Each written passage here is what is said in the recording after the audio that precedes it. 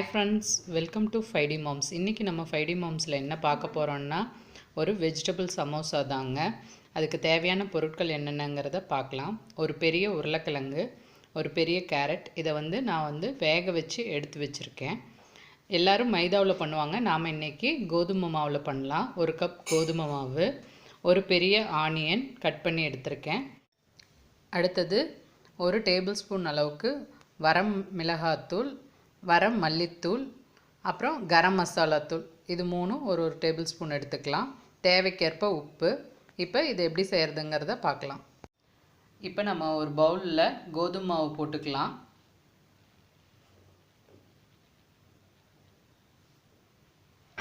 அடுத்து உப்பு ஆட் பண்ணிக்கலாம்.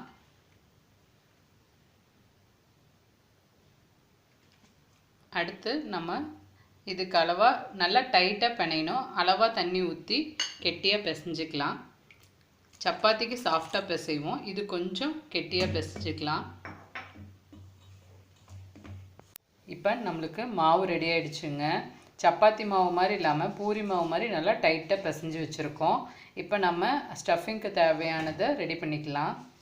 இப்போ அடுப்பில் பேன் வச்சு லைட்டாக எண்ணெய் ஊற்றிருக்கோங்க. அடுத்து ஆனியனை போட்டுக்கலாம்.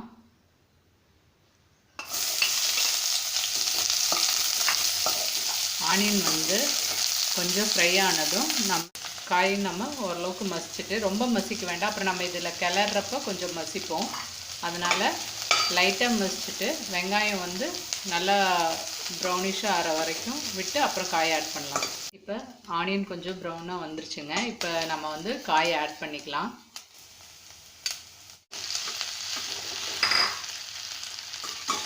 வெஜிடபிள்ஸை நல்லா மிங்கிள் பண்ணி விட்டுட்டு, இதோட நம்ம ஆல்ரெடி எடுத்து வச்சுருக்கோம் இல்லைங்களா மசாலாலாம், அதையெல்லாம் ஒவ்வொன்றா ஆட் பண்ணிக்கலாம்.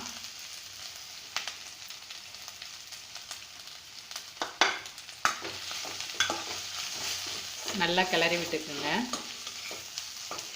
இதுக்கு லைட்டாக சால்ட் ஆட் பண்ணிக்கலாம். நம்ம மாவுலேயும் சால்ட் போட்டிருக்கோம், இதுலேயும் கொஞ்சம் சால்ட் ஆட் பண்ணிக்கலாம்.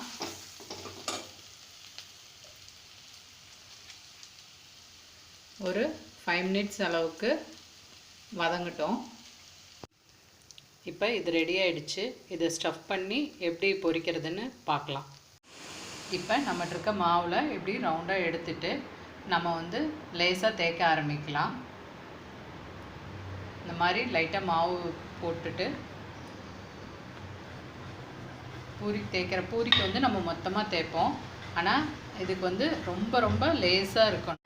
எல்லா உருண்டையும் நீங்கள் இதே மாதிரி மாவு ஃபுல்லாக லேசாக தேய்ச்சி எடுத்துக்குங்க. இப்போ இதை லைட்டாக அடுப்பில் போட்டு நம்ம ஹீட் பண்ண போகிறோம்.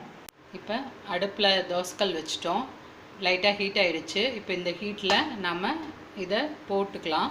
போட்டு ஒரு செகண்ட் விட்டோம்னா போதும். ரொம்பலாம் சப்பாத்தி வேகிற மாதிரி வேக வைக்க வேண்டாம். போட்ட உடனே அப்படியே திருப்பி போட்டுருங்க. லைட்டாக சூடான உடனே எடுத்துடலாம். இப்போ 4-5 இதை ஒன்றா வச்சு கூட நம்ம ஹீட் பண்ணி பிரிச்சுக்கலாம். ஆனால் அந்த மாதிரி நம்மளால் போட்டு எடுத்தால் ஒவ்வொருத்தருக்கு ஒட்டிக்கும். அதனால தான் இப்போ நம்ம ஒவ்வொன்றா போட்டு காட்டுறோம். இந்த மாதிரியே எல்லாத்தையும் போட்டு எடுத்துக்கலாம். இப்போ ஹீட் பண்ணி எடுத்தது இந்த ஷீட்டு, இதை நம்ம ஃபஸ்ட்டு 2ஆக கட் பண்ணி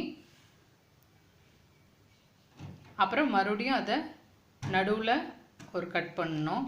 ஒரு ஷீட்டில் நம்ம 4 சமோசா செஞ்சுக்கலாம்.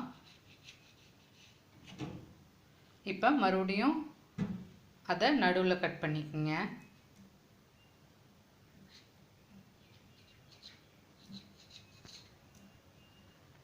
இப்போ பார்த்தீங்கன்னா இப்படி 4 ஷீட்டாக நீங்கள் கட் பண்ணி எடுத்துக்கணும். கட் பண்ணதுக்கப்புறம் இது நம்ம ஆல்ரெடி கோதுமை மாவு ஒரு 2 ஸ்பூன் போட்டு அதோட கொஞ்சம் தண்ணி விட்டு ஒரு பேஸ்ட் மாதிரி ரெடி பண்ணி வச்சுருக்கோம். இதை நம்ம இப்போ ஒவ்வொரு ஷீட்லேயும் கார்னரில் கொஞ்சோண்டு அப்ளை பண்ணி அதுக்கப்புறம் நம்ம ஸ்டஃப் பண்ணலாம். இப்போ ஒரு ஷீட் எடுத்துக்கலாங்க. இந்த ஷீட்டில் இந்த கார்னர் மட்டும் நம்ம ஆல்ரெடி நம்ம கலந்து வச்சுருக்கிற பேஸ்ட்டை அப்ளை பண்ணிக்கலாம். இந்த ஓரத்தில் இப்படி அப்ளை பண்ணிவிட்டு லைட்டாக நம்ம இப்படி கையில் தடவி விட்டுட்டேன். இப்போ நம்ம இதை மடக்கிக்கலாம். இப்படி சென்டரில் மடக்கிட்டு இந்த கார்னர் கீழே இந்த கார்னர் இதாகிற அளவுக்கு மடக்கிட்டு லைட்டாக இதை ப்ரெஸ் பண்ணி விட்டுருங்க. இப்போ இந்த கார்னர்லாம் நீங்கள் ஒரு தடவை அமுத்தி விட்டிங்கன்னா அது அப்படியே செட் ஆகிக்கும். இப்போ இது ரோல் அவுட் ஆகிடுச்சு. இந்த ரோலில் நம்ம மசாலாவை ஸ்டஃப் பண்ணிக்கலாம். வச்சுட்டு இந்த கார்னர்லேயும் லைட்டாக நம்ம அந்த பேஸ்ட் அப்ளை பண்ணிவிட்டு இப்போ இதை இப்படி க்ளோஸ் பண்ணிடலாம். இந்த கார்னர் ரெண்டும் நீங்கள் நல்லா ஒரு ப்ரெஸ் பண்ணிட்டீங்கன்னா அது அப்படியே செட் ஆகிக்கும். இப்போ பார்த்திங்கன்னா நம்மளோட சமோசா பேக் ரெடி ஆகிடுச்சு. இப்போ எண்ணெயில் பொரிச்சு எடுத்துக்கலாம். இதே மாதிரி எல்லாத்தையும் நம்ம செஞ்சுக்கலாம். இப்போ நம்ம ஸ்டஃப் பண்ணி எல்லாம் ரெடி பண்ணிட்டோம். இப்போ இதை எண்ணெயில் பொரிச்சு எடுத்துடலாம். இப்போ அடுப்பில் பேன் வச்சு எண்ணெய் ஊற்றிட்டோங்க. எண்ணெய் காஞ்சிருச்சு. இப்போ ஒன்று ஒன்றா போட்டுடலாம்.